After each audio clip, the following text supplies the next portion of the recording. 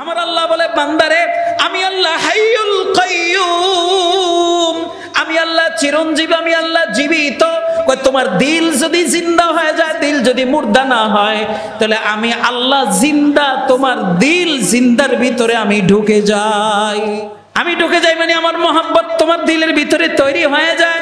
আল্লাহু আকবার। আর যে দিল জিন্দা হয়ে যায় সেই দিলের ভিতরে জিন্দার মোহাব্বত তৈরি হয়। আর যে দিলের ভিতরে আমি আল্লাহর মোহাব্বত তৈরি হয়ে যায়, কই সেই দিলওয়ালা আমার আল্লাহর ডাইকা মজা পায়।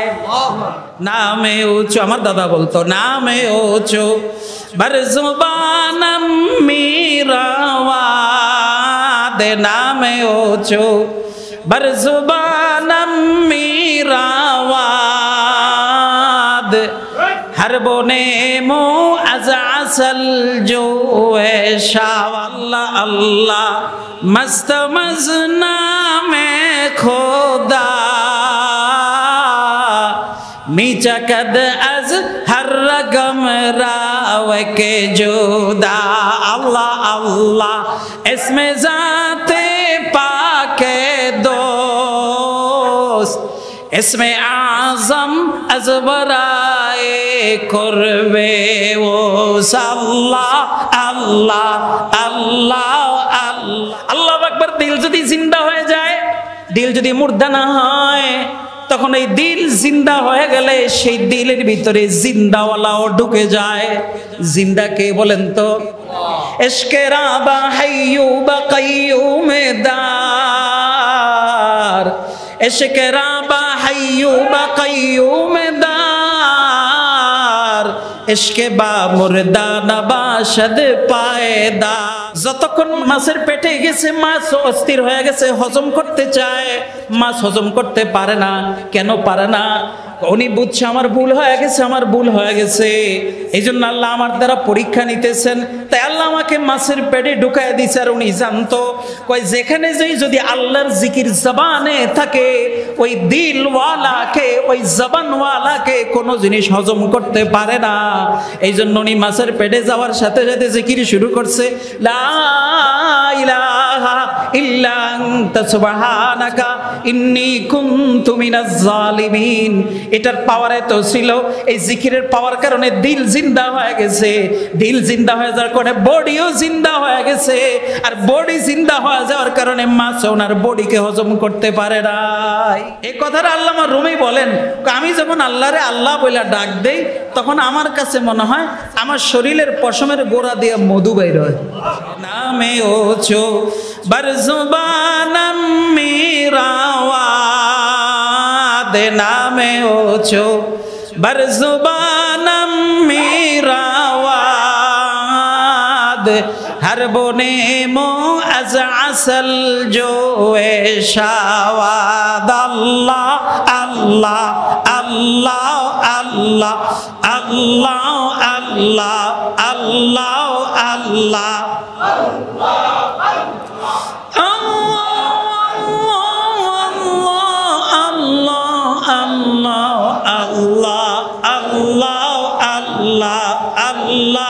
अल्लाह अल्लाह अल्लाह।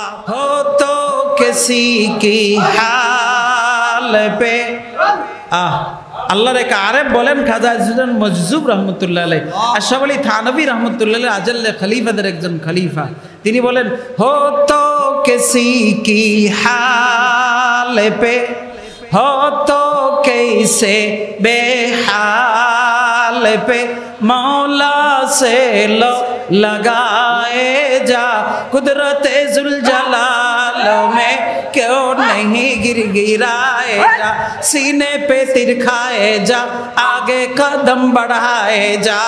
अल्लाह अल्लाह अल्लाह अल्लाह अल्लाह अल्लाह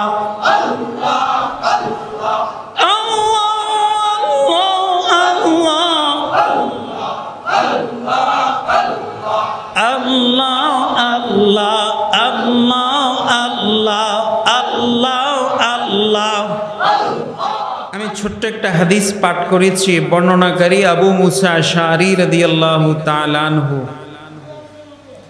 বুখারী শরীফের হাদিস। বুখারী শরীফের 6407 নম্বর হাদিস। এই হাদিসের মধ্যে রাসূল সাল্লাল্লাহু আলাইহি ওয়াসাল্লাম ইরশাদ করেন, মাসালুল লাযী ইয়াযকুরু রাব্বাহু ওয়াল্লাযী লা ইয়াযকুরু রাব্বাহু, যে ব্যক্তি আল্লাহকে জিকির আল্লাহর জিকির করে এবং যে আল্লাহর জিকির করে না, তাদের দৃষ্টান্ত হলো মাসালুল হাইয়্যি ওয়াল মাইয়িত, মৃত মানুষের মতো জীবিত মানুষের মতো। অর্থাৎ আল্লাহ রাসূল সাল্লাল্লাহু আলাইহি ওয়াসাল্লাম এই হাদিসে যারা জিকির করে এদেরকে দৃষ্টান্ত দিয়েছেন জীবিতর সাথে, আর যারা জিকির করে না এদের দৃষ্টান্ত দিয়েছেন মৃতর সাথে। এই হাদিসের ব্যাখ্যাটা বোঝার জন্য প্রাসঙ্গিক কিছু কথা বুঝতে হবে। সেটা হলো আল্লাহ রাব্বুল আলামিন প্রত্যেকটা মানুষকে দুটা জিনিস দিয়ে সৃষ্টি করেছেন। একটা হলো মানুষের বডি আর একটা হলো মানুষের কলব। তো মানুষের বডির ভিতরে আছে চক্ষু, নাক, কান, হাত, জিহ্বা। এগুলিকে আল্লাহ রাব্বুল আলামিন কিছু কাজ সম্পাদন করার জন্য সৃষ্টি করেছেন। এগুলির কিছু নির্দিষ্ট কাজ আছে। যেমন চোখের কাজ হলো দেখা, কানের কাজ হলো শোনা, জবানের কাজ হলো বলা, জিহ্বার কাজ হলো স্বাদ নেওয়া, নাকের কাজ হলো ঘ্রাণ নেওয়া। এক একটা অঙ্গের এক একটা কাজ, ঠিক না? কিন্তু এই অঙ্গগুলি যদি মরে যায়, অসুস্থ হয়ে যায়, তাহলে আর আপনি এই অঙ্গর যে কাজ, এই কাজ আর অঙ্গ করবে না। কথার কথা, চোখ যদি অন্ধ হয়ে যায়, চোখ যদি মরে যায়, চোখ মরে যাওয়া হলো চোখ অন্ধ হয়ে যাওয়া, তাহলে আপনি আর চোখে দেখবেন না। কানের কাজ হলো শোনা, কাজ যদি মরে যায়, অর্থাৎ আপনি যদি বয়রা হয়ে যান, তাহলে আপনি আর শুনবেন না। জবানের কাজ হলো বলা, এখন এটা যদি মরে যায়, অর্থাৎ আপনি যদি বোবা হয়ে যান, তাহলে আপনি আর বলতে পারবেন না, ঠিক না? তাহলে আমরা এটা বুঝলাম যে আমার প্রত্যেকটা অঙ্গের একটা নির্দিষ্ট কাজ আছে। ঠিক তেমনি আমার যে কলব আছে, এই কলবেরও একটা নির্দিষ্ট কাজ আছে। কথা খুব খেয়াল করবেন, কলবেরও একটা নির্দিষ্ট কাজ আছে। তো এই কলবটা যদি জিন্দা থাকে তাহলে সে কাজ করে, কিন্তু কলবটা যদি মইরা যায় তাহলে সে আর কাজ করে না। এখন প্রশ্ন হলো কলবের কাজ কি? তো কলবের কাজ কয়েকটা কাজ ধরেন। নাম্বার 1, কলবের 1 নম্বর কাজ হলো কলব ভালো মন্দের ভিতরে বাছাই করে, কোনটা ভালো কোনটা মন্দ এটা বাছাই করে কলব, এটা কলবের কাজ। তো যাদের কলব মরে যায় এরা ভালো মন্দের ভিতরে বাছাই করতে পারে না। যাদের কলব জিন্দা আছে এরাই ভালো মন্দের ভিতরে পার্থক্য করতে পারে। এই জন্য দেখবেন সমাজের বহু মানুষ কোনটা ভালো কোনটা মন্দ বলতে পারে না, বুঝতে হবে তার কলব মরে গেছে। আবার কিছু মানুষ আছে মাশাআল্লাহ আলেমও না, কিচ্ছু না, কিন্তু সে বলতে পারে এই জিনিসটা ভালো এই জিনিসটা খারাপ, বুঝা গেল তার কলবটা জিন্দা আছে। ঠিক তেমনি ভাবে কলবের আরেকটা কাজ হলো আল্লাহ প্রত্যেকটা মানুষের ভিতরে একটা মহাব্বত দিয়েছেন। এই মহাব্বতটা তৈরি হয় দুইটা জিনিস থেকে, একটা হলো ব্রেন থেকে, আর একটা হলো শরীরের ভিতরে একটা হরমোন আছে। এই হরমোন থেকে মানুষের দিলের ভিতরে মহাব্বত তৈরি হয়। মহাব্বত তৈরি হয় কয় জিনিস থেকে বলে? 2 জিনিস থেকে, একটা ব্রেন থেকে আর একটা হলো হরমোন থেকে। হরমোন শরীরের একটা জিনিস, যেমন ডায়াবেটিসের একটা হরমোন আছে যেখান থেকে ইনসুলিন তৈরি হয়, এটা একটা হরমোন থেকে ইনসুলিন তৈরি হয়। যদি ওই ইনসুলিনের হরমোনটা মরে যায় তখনই শরীরে ডায়াবেটিস দেখা দেয়। কথা বুঝাইতে পারলাম? আল্লাহ হাজার হাজার হরমোন আমাদের শরীরে তৈরি করে রেখেছেন। এক এক হরমোন থেকে শরীরের এক একটা প্রয়োজনীয় জিনিস আল্লাহ রাব্বুল আলামিন বের করে আনেন। ঠিক মহাব্বত তৈরি হওয়ার একটা হরমোন আছে যেখান থেকে মহাব্বত তৈরি হয়। আবার ব্রেন থেকেও তৈরি হয়। এই দুই জায়গা থেকে মহাব্বত তৈরি হইয়া কলবে আসে। কোথায় আসে বলেন তো? কলবে আসার পর কলব যদি এটাকে ধারণ করে তাহলে ওই মহব্বতটা নিবিড় হয়, গভীর হয়। দেখবেন সন্তানের প্রতি মা বাবার ভালোবাসা খুব গভীর, খুব নিবিড়, তাই না? স্ত্রীর প্রতি স্বামীর ভালোবাসা মহব্বত খুব গভীর, খুব নিবিড়। স্বামীর প্রতি স্ত্রীর মহব্বত খুব গভীর, খুব নিবিড়।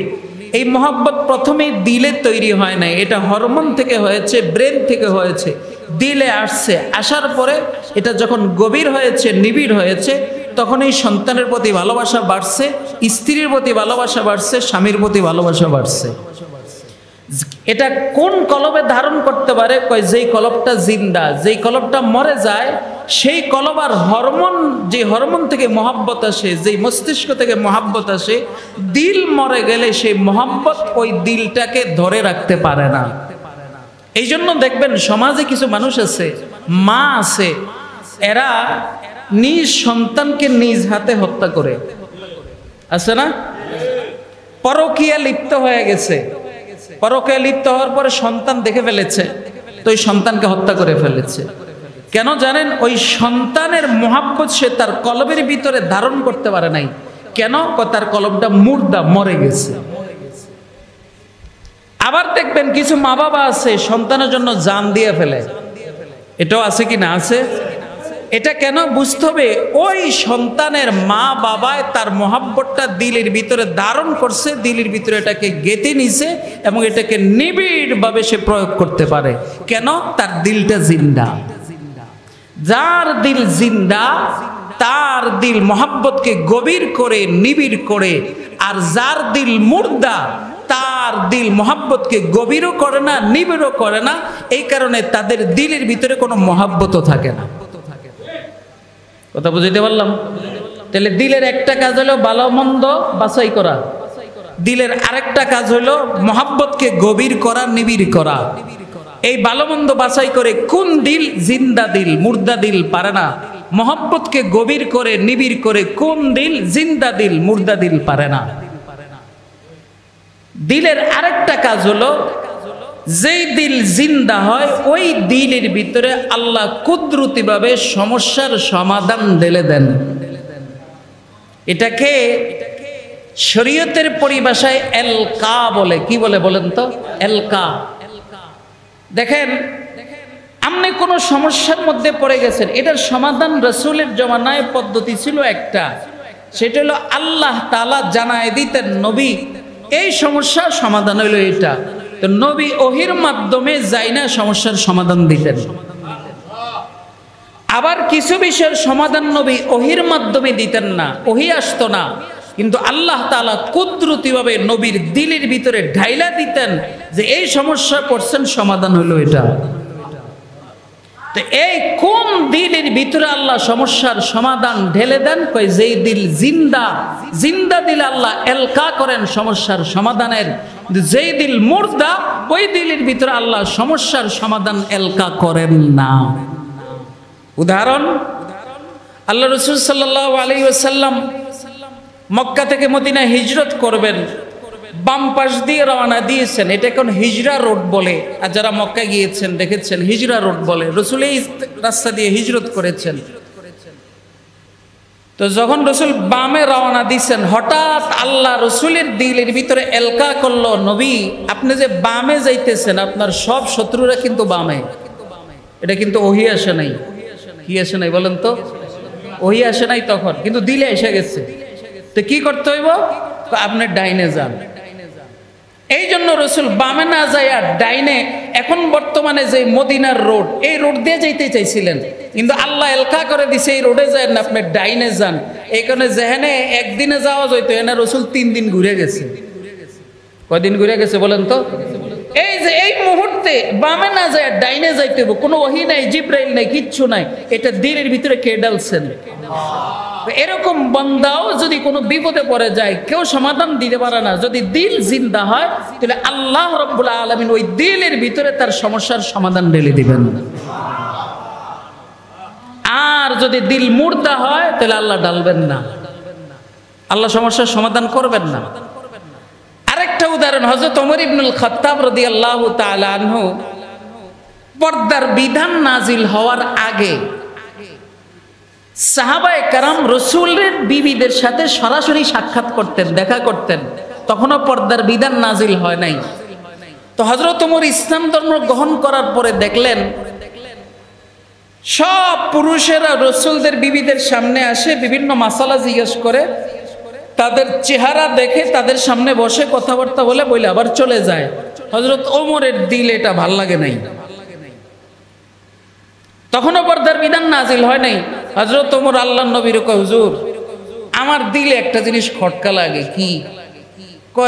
আপনার বিবিদের সামনে অন্যান্য সাহাবারা বেগানা পুরুষরা আসে বিভিন্ন মাসালা জিজ্ঞানোর জন্য, কয়টা আমার কাছে ভালো লাগে না। আমার মন চায় আপনার বিবিরা যেন এদের সাথে নিজেদেরকে ঢাইকা চলে।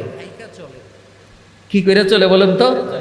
অথচ তখনও পর্দার বিধান নাজিল হয় নাই। সাথে সাথে কিছুক্ষণ পরে আল্লাহ রাব্বুল আলামিন হযরত ওমরের মানসা মোতাবেক কোরআনের আয়াত নাজিল করেন। কি বলেন? ওয়াইদা সালতুমুহুন্না মাতাআন ফাসআলুহুন্না মিন ওয়ারাইল হিজাব। নবী, আমি আল্লাহ ওমরের দিলটা এত দামি বানাইছি, এত পরিষ্কার বানাইছি, এত জিন্দা বানাইছি, কোনটা ভালো কোনটা খারাপ কোনটা মন্দ এটা দুনিয়ার কারো দিলের ভিতরে ঢেলে না দিলেও আমি আল্লাহ ওমরের দিলে ঢেলে দেই।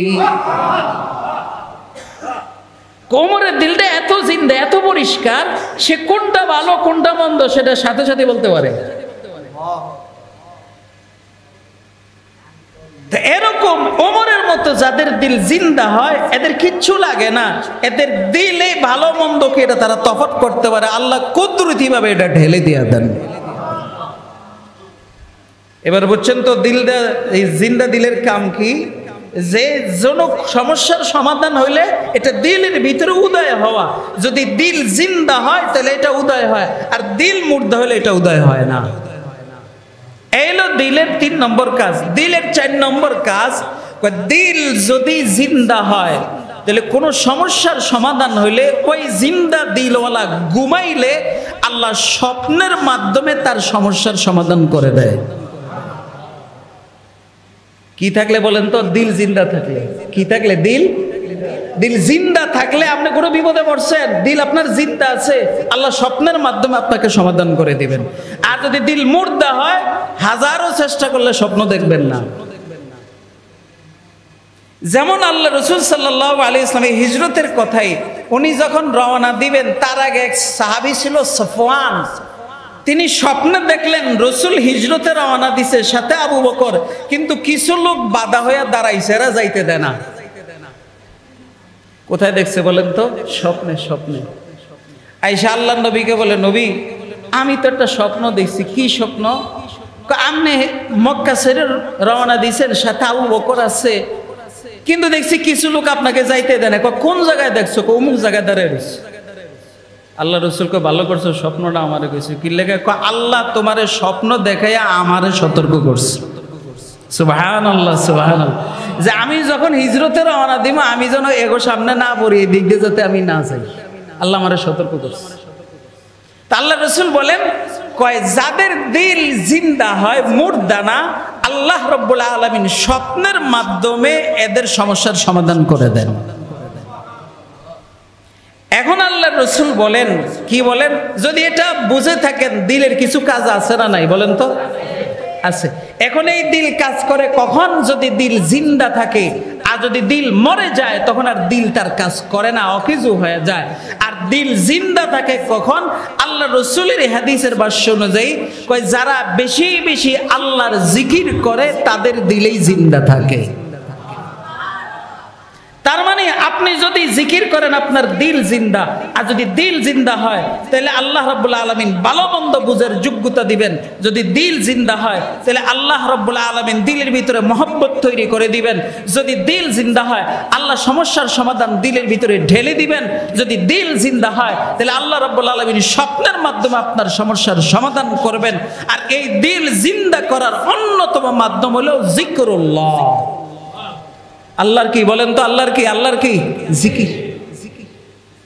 শুধু এখানেই শেষ নয়, ওই যাদের দিল জিন্দা হয় সাথে সাথে ওই দিল জিন্দা থাকার কারণে আল্লাহ দিলওয়ালার বডিটাকে, ওই দিল যে বডির ভিতরে আছে ওই বডিকেও আল্লাহ জিন্দা বানায় দেয়।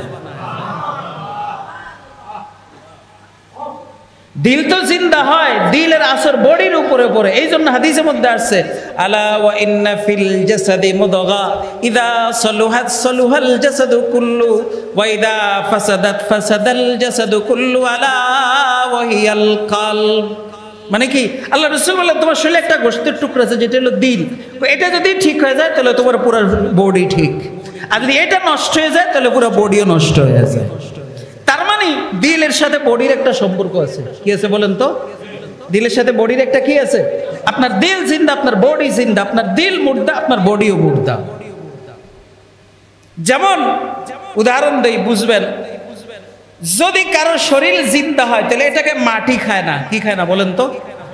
মাটি খায় না, পোকায় খায় না, কোনো জিনিস এটাকে গ্রাস করতে পারে না দিল যদি জিন্দা হয়। যেমন নাকি যারা আল্লাহর রাস্তায় শহীদ হয়ে যায়, এই শাহাদাতের বদৌলতে আল্লাহ তাদের দিলকে এত জিন্দা বানায় যে ওই দিলের উসিলে তাদের বডিটাও কবরে গেলে অক্ষত থাকে। জানেন না আপনারা? হাদিসের মধ্যে আসছে যে যারা আল্লাহর রাস্তায় শহীদ হয়ে গেছে তাদেরকে মৃত বলো না, তারা জিন্দা। আসলে তাদেরকে কবরে দাফন করলে হাজার হাজার বছর পরে উঠাইলো, শরীর আগে যেরকম ছিল এখন ওরকমই আছে। কেন? তাদের শরীর কেন পছন্দ করে? তাদের দিলটা জিন্দা। দিল জিন্দা হয়ে গেলে শরীর জিন্দা হয়ে যায়। শরীর জিন্দা হয়ে গেলে পৃথিবীর কোনো জিনিস ওই শরীরকে গ্রাস করতে পারে না। হযরত ইউনূস আলাইহিস সালামের কথা শুনছেন? উনি মাছের পেটে গেছিল। কই গেছিল বলেন তো? যে কোনো এক কারণে মাছের পেটে গেছিল, কিন্তু মাছ ওনাকে হজম করতে পারলো না। কেন বুঝেন? মাছ হলো এমন এক জিনিস, সে যদি কোনো জিনিসকে পেটের ভিতরে নিয়ে নেয় তখন সে এটাকে হজম করতে পারে। আল্লাহ তার ভিতরে সেই যোগ্যতা দিছে। কিন্তু ইউনূস আলাইহিস সালামরে মাছে কেন তার পেটে নেওয়ার পর হজম করতে পারলো না? কারণ কি? কারণ হলো ইউনূস আলাইহিস সালামের দিলটা ছিল জিন্দা। কেন জিন্দা ছিল? উনি মাছের পেটে যাওয়ার পর একটা জিকির শুরু করছে। কি শুরু করছে? কি? লা ইলাহা ইল্লা আনতা সুবহানাকা ইন্নী কুনতু মিনাজ জালিমিন। জানেন না এই দোয়া, যেটাকে আমরা দোয়া ইউনূস বলে? যতক্ষণ মাছের পেটে গেছে মাছ অস্থির হয়ে গেছে, হজম করতে চায়, মাছ হজম করতে পারে না। কেন পারে না?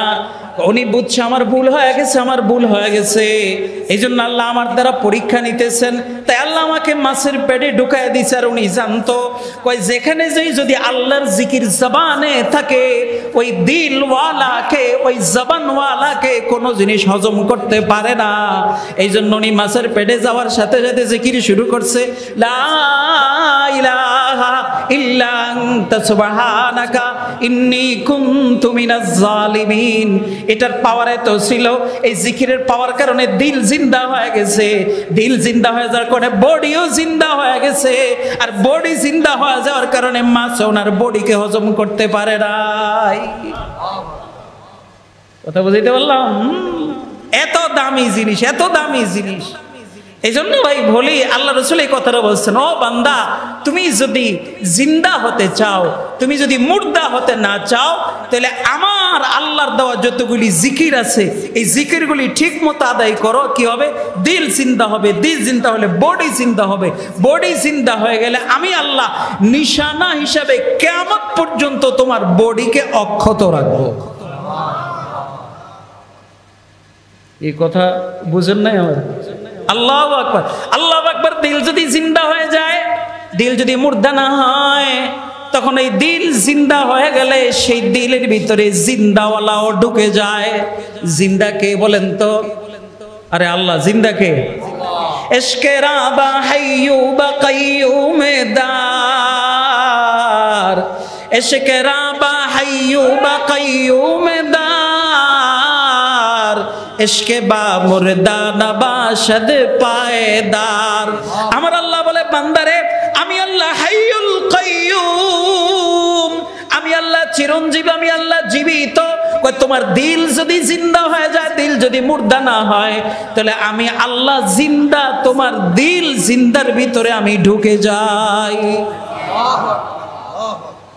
আমি ঢুকে যাই মানে আমার মোহাব্বত তোমার দিলের ভিতরে তৈরি হয়ে যায় আল্লাহু আকবার আর যে দিল জিন্দা হয়ে যায় সেই দিলের ভিতরে জিন্দার মোহাব্বত তৈরি হয় আর যে দিলের ভিতরে আমি আল্লাহর মোহাব্বত তৈরি হয়ে যায় কই সেই দিলওয়ালা আমার আল্লাহর ডাইকা মজা পায় আল্লাহর ডাইকা কি ভাই বলেন তো এ ভাই আল্লাহর মজা আছে তো ঠিক না আছে না ওই কত বড় মজা সুবহান नामे ऊंचो हमार दादा बोलतो नामे ऊंचो बरजुबानम मीरावाद नामे ऊंचो बरजुबानम मीरावाद हर बोने मो अज़असल जो है शावाद बोलतो ना मुरब्बीरा आছেন নি আর আমি ওয়াজ ছেড়ে দিছি ওয়াজ ওনার করি না আল্লাহু আকবার কারণ আছে কারণে কারণে সারছেন হলে সারি না আল্লাহ আপনি সবাইরে সেই মোহাব্বত দান করেন আমিন বলেন আমিন আমিন আল্লাহ আল্লাহ মস্ত মজনামে খোদা नीचा कद अज हर रगम राव के जुदा अल्लाह अल्लाह इसमें जाते पाके दोस्त इसमें आज़म अज़बराए कुर्बे वो अल्लाह अल्लाह अल्लाह अल्लाह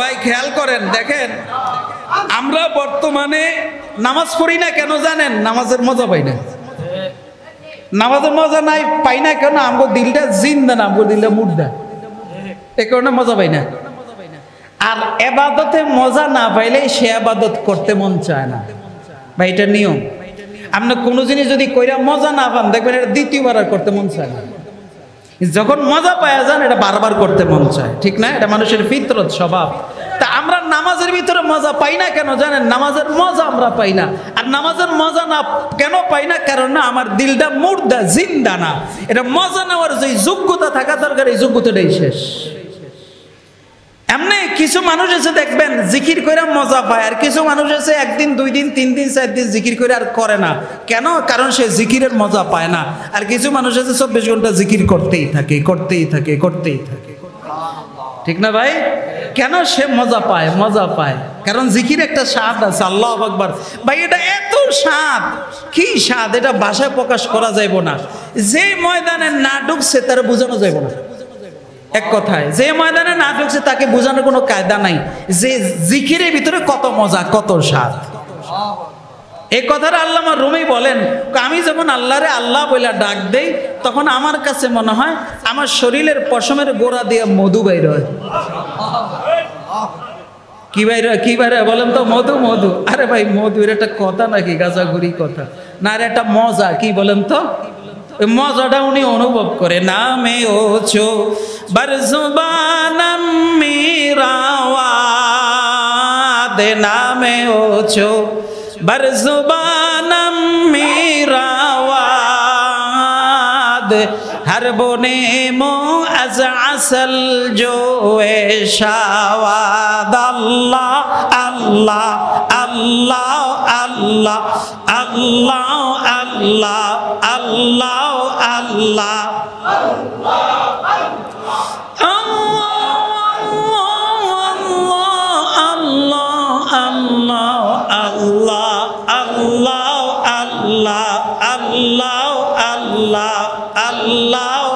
আল্লাহ আল্লাহ আল্লাহ আল্লাহ আল্লাহ আল্লাহ আল্লাহ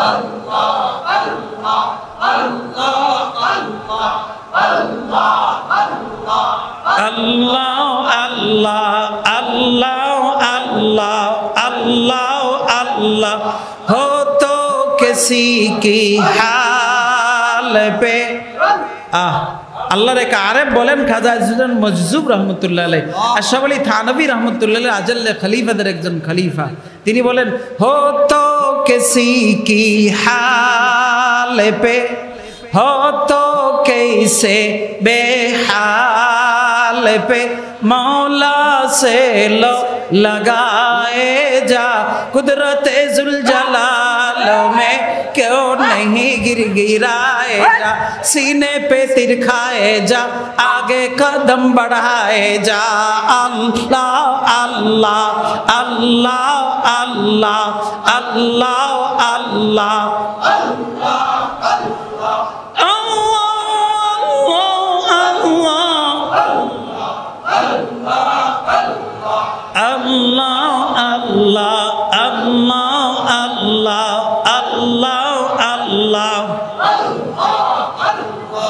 ও ভাই খেয়াল করেন দেখেন দেখেন আপনার আমি আজকে একটা সহজ নুসখা বাতলাইলাম আপনি দিলটাকে জিন্দা রাখেন সব সমস্যার সমাধান আপনি পেয়ে যাবেন এটা একটা নুসখা দিল জিন্দা থাকলে যে যে সমস্যার লেগে গেছে সমাধান পাইছে ঠিক না মুরব্বীরা জানে এখনকার বলবেন কইতে পারতো না কারণ আজকে প্রায় 11 বছর হয়ে গেছে ওনার ইন্তেকাল প্রায় 12 বছর চলতেছে এই জন্য নতুন জেনারেশন ওনারা চিনব না যারা একটু আগের আছেন তারা চিনবেন আমার দাদাজান উজানির মরুমুজুর রহমতুল্লাহ যে যে সমস্যার জন্য গেছে সমাধান পাইছে কেন জানেন ওনার দিলটা জিন্দা ছিল ওনারা কেউ কিছু বললে চুপ করে বয়ে থাকতো কিছুক্ষণ ওনার একটা আদত ছিল সমাধান হয়ে গেছে কিছুক্ষণ চুপ করে মাথার নিচু দিয়ে বইতে এরপর ওইটা কইতো আমনে এমনে চলেন বা চলছে সমাধান হয়ে গেছে কিরে ভাই এটা কইতে আইলো ওই দিল জিন্দা আল্লাহ কুদরতি ভাবে এলকা করে দিছে ডাইলে দিস যে এটার সমাধান হইলো এটা সুবহানাল্লাহ সুবহান শুনবেন এক কাহিনী আমার দাদার কাছে আগে তো মানুষ গরিব আছিল কি আছিল কোন তো একজনে কয়েকটা কলা গাছ লাগাইছে তো কলার ছড়িয়েছে বাজারে বিক্রি করব যেই পাকা ধরছে বাতিছে এক দুইটা পাকবো এই সময় রাত্রে বেলা ওনার কলার ছড়ি লয়ে গেছে আরে বেটা কানতে কানতে শেষ গরিব মানুষ দৌড়ে সকালবেলা হুজুরের কাছে আইছে আমি তখন বাড়ি আসার পরে হুজুর এই কাহিনী আমি গরিব মানুষ বাজারে নিয়ে বিক্রি করবো কিছু টাকা এব চলমু কলার ছড়িটা লয়ে গেছে কথা শোনার সাথে আমার দাদা মাথাটা নিচু দিয়ে চোখটা বন্ধ করে দিয়েছে এই 2-3 মিনিটে চুপ করে বইরেছে কোনো কথা নাই শব্দ নাই কিছুক্ষণ পরে মাথা উঠে কয় আপনার ফোলায় কই কি কয় হায় হায় হায় হায় কি এক পীর সুবহানাল্লাহ হুজুর কিল্লে কই আপনার ফোলায় হুজুর সকালে তো বাইক নাই বাজারও যান ফোলার কাছে কলার ছড়ি বাজারও নিচে বিক্রি করতো শুনছেন কাহিনী হ্যাঁ তো এটা হুজুর আমি তো এটা কল্পনা কেন আপনার ফোলা চুরি করছে বাজারও নিচে যান তাড়াতাড়ি যান ঠিকই যায় দেহে বাজারও কলা চুরি লিয়ে বেরোচ্ছে এরকম বহুজনে বহু সমস্যা লয়ে আইছে কিছুক্ষণ চুপ থেকে সমাধান দিয়ে দিচ্ছে কেন এটা এলকা যারও দিল জিন্দা হয়ে যায় আল্লাহ রাব্বুল আলামিন এদের দিলের ভিতরে দুনিয়ার সব সমস্যার সমাধান করে দেয় এই জন্য দিল জিন্দা আপনি কারো কাছে যাওয়ার লাগবে না আপনার দিলকে আপনি জিন্দা করে দেন জিকিরের মাধ্যমে ইনশাআল্লাহ আপনার দিল আপনার সমস্যার সমাধান করে দিবে অন্ত জিকির ভুলেই গেছেন জিকির তো নাই এখন জিকির করলে কয় ফতুয়া দেওয়া শুরু হয় জিকির জায়েজ আসেনি অমুক আসেনি তমুক আসেনি কত ফতুয়া আরে যারা ফতুয়া দেয় যে খবর লন এরা জীবনে আল্লাহ বলে একটা ডাকও দেয় নাই, খবর লন। দেখবেন এরা কোনোদিন জিকির করছে কোনো প্রমাণ নাই, কিন্তু ফতুয়া মারতে আছে। হ্যাঁ এমনি ডাকে, অমুক ডাকে, তমুক ডাকে, যায় গেছে। আরে ভাই ঠিক আছে, তুই যেমনে যাস তুই হেমনে করস না, কথা বুঝলেন? ঠিক আছে না? আচ্ছা আমগোড়ায় না যায় আমরা এমনি করি, অমুক তোরটা তো যায়, তুই একটু কর, তুই এটা করস না, এটা করতো না। এটা হলো একটা ফাইজলামি, কি বলেন তো? এটা একটা ফাইজলামি। আমাদেরকে জিকির থেকে গাফেল বানানোর জন্য এই সমস্ত ফতুয়া নতুন আবিষ্কার হয়েছে। মনে রাখবেন যে যত বেশি আল্লাহকে ডাকবে তার দিল জিন্দা হবে, আর যার দিল যত জিন্দা হবে তার দিলের ভিতরে আল্লাহর মহব্বত তত বাড়বে, আর যার দিলের ভিতরে আল্লাহর মহব্বত যত বাড়বে ইবাদতের ভিতরে সে তত মজা পাবে, আল্লাহকে ডাইকা সে তত মজা পাবে। তখন তার শুধু ডাকতেই মন চাইবো, ডাকতেই মন চাইবো, ডাকতেই মন চাইবো। পারবেন না ইনশাআল্লাহ? কয়দিন একটু কষ্ট হইব আর কি, কয়দিন একটু কষ্ট হইব, কিন্তু অভ্যাস হয়ে গেলে আর কষ্ট হইতো না। সুবহানাল্লাহ, সুবহানাল্লাহ, সুবহানাল্লাহ। इस इश्क़ मोहब्बत में अपनी हस्ती को फना कर दे, दिल नजर नाज कर दे और बेनयाज हो जा। देखिए रा इश्क़ी है, होती है बस यूं ही ये तय हो तो कैसे बेहाल पे मौला से लो लगाए जा। अल्लाह अल्लाह अल्लाह अल्लाह अल्लाह अल्लाह अल्लाह अल्लाह अल्लाह अल्लाह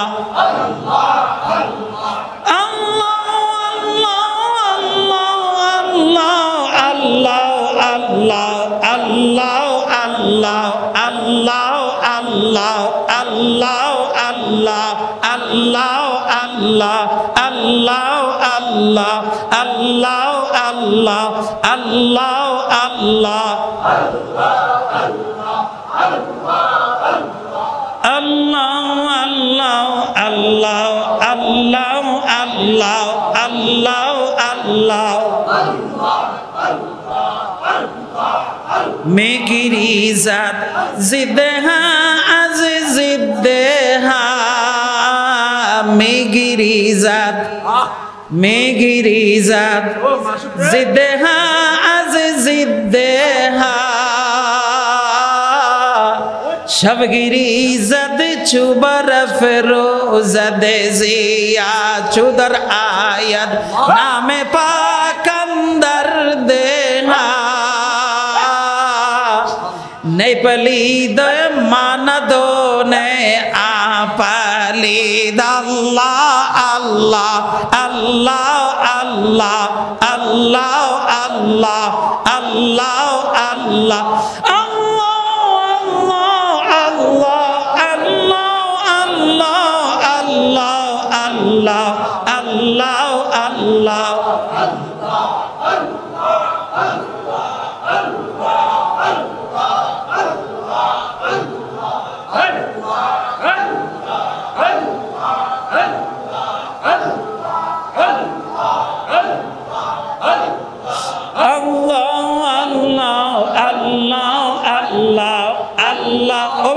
শুনেন আরেক কাহিনী শুনেন।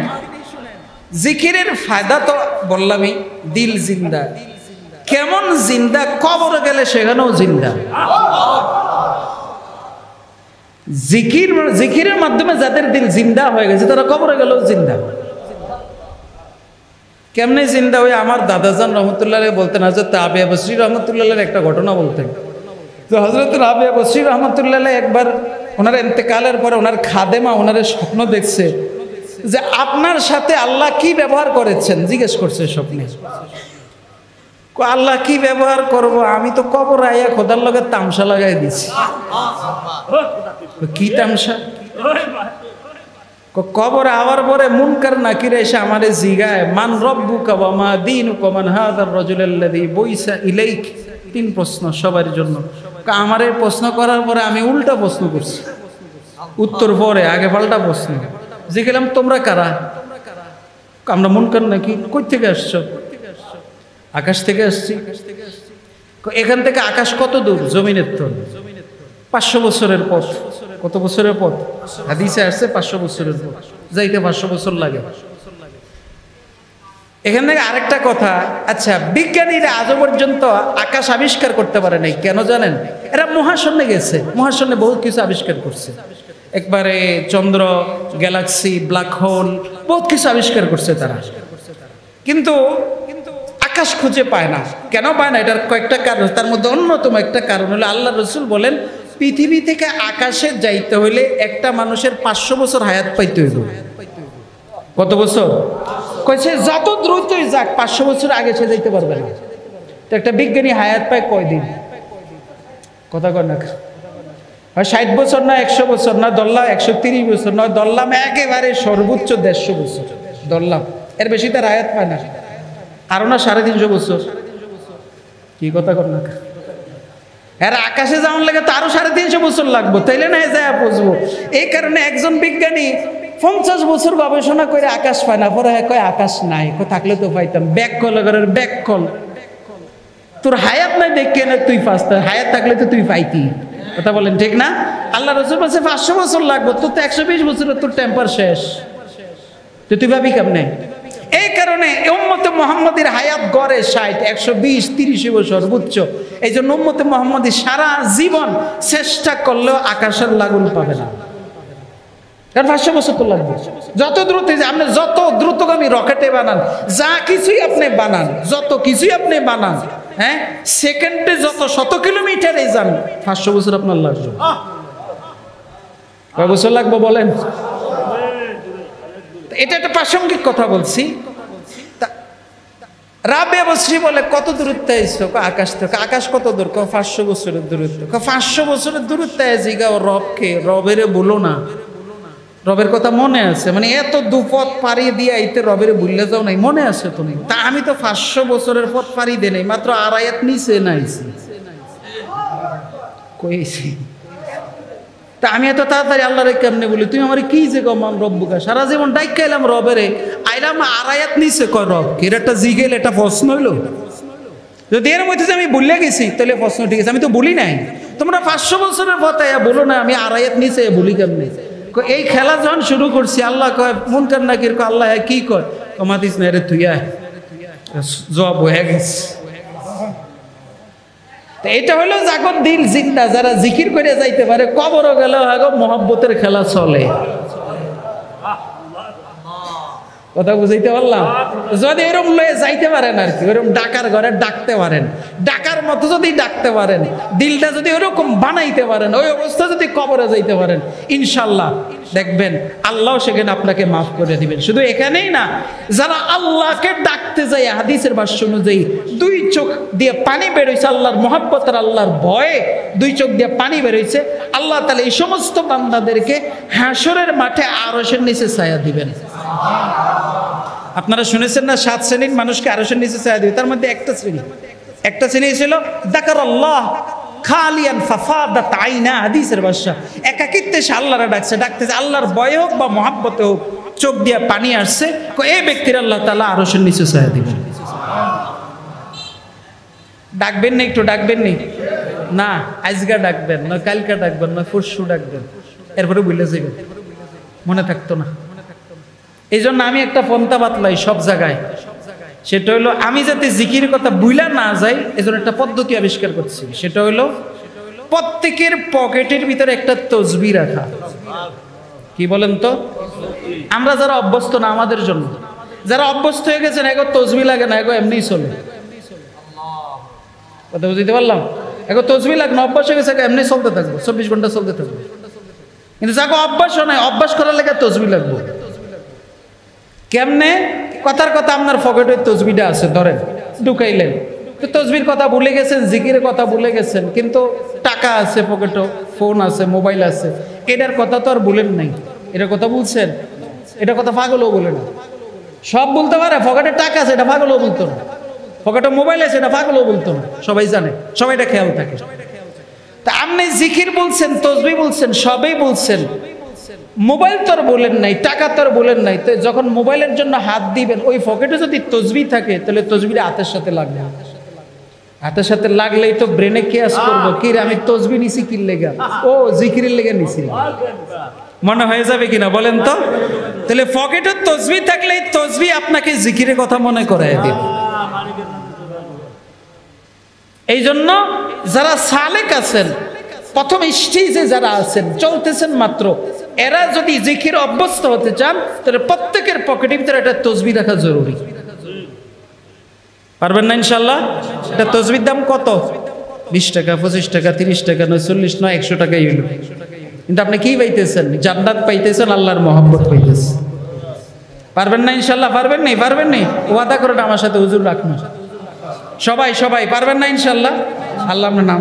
হ্যাঁ, যদি অভ্যাস হয়ে যায় এবার আপনার তসবিহ আরেক দিকে ফেরত হবে, অসুবিধা নাই, জিকির আপনার চলতেই থাকবে। আমি আমার দাদারে দেখছি, কারি ইব্রাহিম রহমাতুল্লাহ তো দেখি নাই, আমি আমার দাদারে দেখছি। আমার দাদা ছিল কারি ইব্রাহিম রহমাতুল্লাহের হুবহু নমুনা। কি ছিল বলেন তো? কারি ইব্রাহিম রহমাতুল্লাহের কি ছিল? নমুনা ছিল। ওনারা দেখতাম উনি 2 হাত পিছনে দিয়ে আটতো, একাকিত্ব লাইলে আটতো, জমি ছিল অনেক, তো দেখতো তো গরুরে খাওয়াইতো, আবার এই চলতে আছে, আবার মাহফিলও যাইতেছে, তো দেখতাম 2 হাত পিছনে। কিন্তু এবার 2 হাত পিছনে থাকলো, হাতের করা গনা বন্ধ নাই, চলতে আছে চলতে আছে চলতে আছে, একাকিত্ব চলতো, 2 হাত পিছনে দিয়া চলতো, আর দেখতাম হাতের করাটি খালি চলতেছে। তো একদিন আমি ঠাস করে জিগে লেছি, দাদা হাতের করা এরকম করেন কা, এটা দিয়ে বন্ধ হয় না। তুই বেশি বুঝুস, কথা কইছি। তখন তো বুঝি নাই, ছোট ছিলাম, পরে বুঝছি ও এটা জিকিরের অভ্যাস হয়ে গেছে। কি অভ্যাস হয়ে গেছে কন্ত? তো এটা চলতে আছে, এটা বন্ধ নাই, চলতে আছে। এটা যাদের অভ্যাস হয়ে গেছে তাদের আর তসবিহ লাগে না, কিন্তু যাদের অভ্যাস হয় না তাদের জিকিরের অভ্যাসের জন্য তসবিহ লাগবে। পারবেন না ইনশাআল্লাহ? বাকি এই জিকির হইতে শর্ত আছে। নামাজওয়ালা ডাক, আমার দাদা কইতো, রোজাওয়ালা ডাক, হালাল গাজার ডাক, বিবি পর্দাওয়ালা ডাক, এরপরে ডাক দিয়েন। ওই নামাজের খবর নাই, হুক্কুর হুক্কুর করেন, এই হুক্কুর হুক্কুর কোনো লাভ নাই। কথা বুঝাইতে পারলাম? নামাজ পড়েন না, রোজা রাখেন না, বিবি পর্দা নাই, হালাল গাজা নাই, কিন্তু চলতে আছে এই জিকির। এটি হলো শয়তান। এটি কি করেন তো? এটি হলো bond bond bond bond ready করে। আল্লাহ আমাদেরকে বুঝার আমল করার তৌফিক দান করুক। আল্লাহ আমাদের দিলটাকে জিন্দা বানায় দেখ, আমিন বলেন। আল্লাহ আমাদেরকে দিল জিন্দাওয়ালা দিল বানায় দেখ, বলেন। আল্লাহ আমাদের বডিটাকে জিন্দা বানায় দেখ। আল্লাহ আমাদের দিলের ভিতরে তার মহাব্বত দান করুক। যতদিন হায়াতে আছি জিন্দা দিল নিয়ে চলতে পারি, আল্লাহ সেই তৌফিক দান করুক। আমিন আমিন। সুবহানাল্লাহি ওয়া বিহামদি, সুবহানাকাল্লাহুম্মা বিহামদিকা, আশহাদু আল লা ইলাহা ইল্লা আনতা, আস্তাগফিরুকা ওয়া আতুবু ইলাইক। আল্লাহুম্মা সাল্লি আলা মুহাম্মাদ ওয়া আলা আলি মুহাম্মাদ কামা সাল্লাইতা আলা ইব্রাহিম ওয়া আলা আলি ইব্রাহিম ইন্নাকা হামিদুম মাজিদ। আল্লাহুম্মা বারিক আলা মুহাম্মাদিন ওয়া আলা আলি মুহাম্মাদ কামা বারাকতা আলা ইব্রাহিম ওয়া আলা আলি ইব্রাহিম ইন্নাকা হামিদুম মাজিদ। আলহামদুলিল্লাহি রাব্বিল আলামিন, والصلاة والسلام على سيد الأنبياء والمرسلين وعلى آله وأصحابه أجمعين. لا إله إلا الله الحليم الكريم، سبحان الله رب العرش العظيم، والحمد لله رب العالمين। রব্বুল আলামিন কতগুলি গুনাহগার বান্দা গুনার বোঝা কাঁধে নিয়া আপনার একমাত্র কুদরতি শাহী দরবারে হাত উঠিয়েছি। মেহেরবানি করে আমাদের হাতগুলো কবুল মঞ্জুর করে নেন। রব্বুল আলামিন যা আলোচনা হয়েছে ভুল ত্রুটি হয়ে থাকলে মাফ করে দেন। সব কিছুর সওয়াবের হাদিয়া আকায়ে নামেদার তাজদারে মদিনা জনাবে মুহাম্মদুর রাসূলুল্লাহ সাল্লাল্লাহু আলাইহি ওয়াসাল্লামের রওজা মুবারকে পৌঁছিয়ে দেন। সকল আম্বিয়া کرام আলাইহিমুস সালামের আরওয়াহে পৌঁছিয়ে দেন।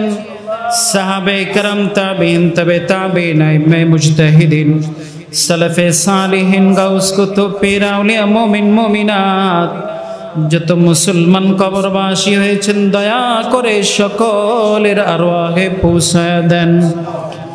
রব্বুল আলামিন বিশেষ করে অত্র এলাকায় যত মুসলমান নর নারী কবরবাসী হয়েছেন আপনি তাদের রূহে মেহেরবানি করে পৌঁছায় দেন। বিশেষ করে মাবুদ আমাদের যাদের মা নাই বাবা নাই, মা কবরবাসী হয়েছেন বাবা কবরবাসী হয়েছেন, মেহেরবানি করে আমাদের মৃত মা বাবার কবরে পৌঁছায় দেন। আল্লাহ তাদের কবরগুলিকে জান্নাতের বাগান বানায় দেন। রব্বির হামহুমা কামা রব্বায়ানি সগীরা, রব্বির হামহুমা কামা রব্বায়ানি সগীরা। আল্লাহ আমাদের পেরেশানি বান্দাগুলির পেরেশানি দূর করে দেন। রব্বুল আলামিন অভাবীর অভাব দূর করে দেন। আল্লাহ হালাল কামাইয়ের ভিতরে বরকত দিয়ে দেন। রব্বুল আলামিন যাদের চাকরি নাই চাকরির ইন্তজাম করে দেন। রব্বুল আলামিন যাদের ব্যবসার ভিতরে বরকত নাই আল্লাহ বরকত দিয়ে দেন। আল্লাহ ব্যবসায় লসের ভিতরে আছে আল্লাহ ব্যবসা লাভবান হওয়ার ব্যবস্থা করে দেন। আল্লাহ হালাল কামাইয়ের ভিতরে বরকত দিয়ে দেন। আল্লাহ হারাম থেকে বেঁচে থাকার তৌফিক দিয়ে দেন।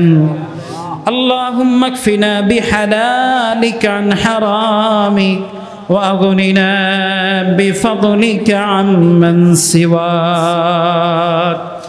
রব্বুল আলামিন মেহেরবানি করে আল্লাহ অসুস্থ বান্দাগুলিকে সুস্থ করে দেন। ইয়া আল্লাহ অসুস্থ বান্দাগুলিকে সুস্থ করে দেন। আল্লাহ আল্লাহ যে কোনো জটিল কঠিন দুরারোগ্য বিধি থেকে আমাদের সবাইকে হেফাজত করেন। আল্লাহ আপনার কাছে আকুতি এমন কোন রোগ দিয়েন না যে রোগের কোনো চিকিৎসা নাই। আল্লাহ যে রোগের কোনো মেডিসিন নাই, আল্লাহ যেই রোগের কোনো অ্যান্সার নাই, আল্লাহ যেই রোগ সারা জীবন বহন করে চলতে হয়, এই জাতীয় জটিল কঠিন দুরারোগ্য ব্যাধি থেকে আমাদের সবাইকে মৃত্যু পর্যন্ত হেফাজত করেন। আল্লাহ আসমানি বালা আসমানে উঠে নেন, আল্লাহ জমিনি বালা জমিনে দাবা দেন। আল্লাহ মানুষ সৃষ্ট বালা মুসিবতগুলি আপনার কুদরত দ্বারা ধ্বংস করে দেন। ইয়া আল্লাহ বিশেষ করে আল্লাহ অনেকেই বাইতুল্লাহ যাওয়ার নিয়ত করেছেন, আল্লাহ তাদেরকে বাইতুল্লাহ যাওয়ার তৌফিক দিয়ে দেন। আয় আল্লাহ আমরা যারা বাইতুল্লাহ যেতে পারি নাই আল্লাহ জীবনে একবার হইল বাইতুল্লাহ যাওয়ার তৌফিক দিয়ে দেন। আল্লাহ রওজার সামনে দাঁড়ায়া আপনার হাবিবেরকে সালাম জানাইতে পারি সেই তৌফিক দিয়ে দেন। साहिल से लगा दो मेरे अश्क का सफीना, आँखों से दिखा दे मुझे मक्का व मदीना, आँखों से दिखा दे मुझे मक्का व मदीना। यही है आरज़ू यही है तमन्ना,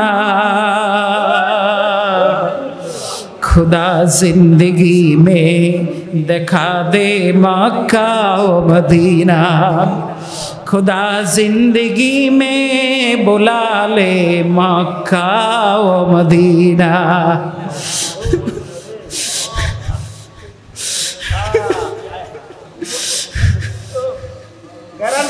আয় আল্লাহ মদিনার অলিতে গলিতে আপনার হাবিবের গ্রান পাওয়া যায়,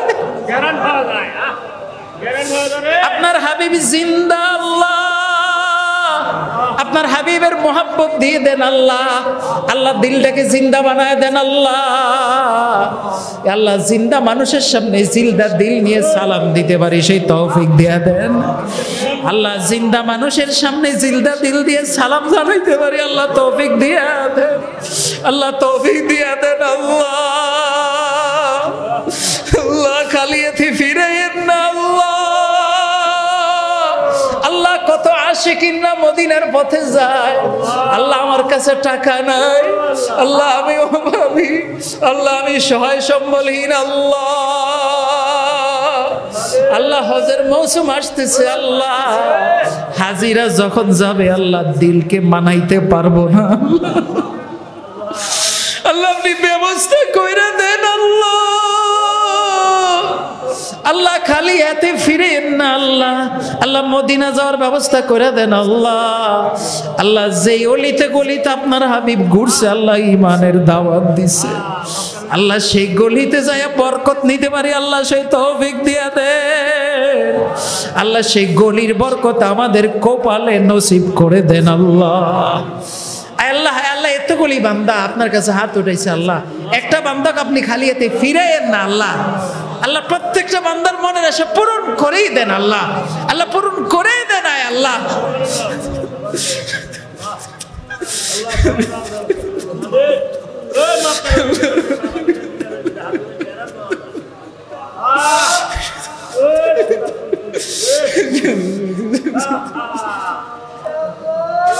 اللهم إني أسألك بأني أشهد أنك أنت الله لا إله إلا أنت الأحد الصمد الذي لم يلد ولم يولد ولم يكن له كفوا أحد أن تغفر لنا ذنوبنا كلها وأن تعطينا سؤلنا كلها إنك قريب مجيب اللهم إني أسألك بأن لك الحمد لا إله إلا أنت المنان بديع السماوات والأرض يا ذا الجلال والإكرام يا حي يا قيوم أن تغفر لنا ذنوبنا كلها وأن تعطينا سؤلنا كلها إنك قريب مجيب حسبنا الله حسبنا الله حسبنا الله ونعم الوكيل نعم المولى ونعم النصير سبحان ربك رب العزة عما يصفون وسلام على المرسلين والحمد لله رب العالمين.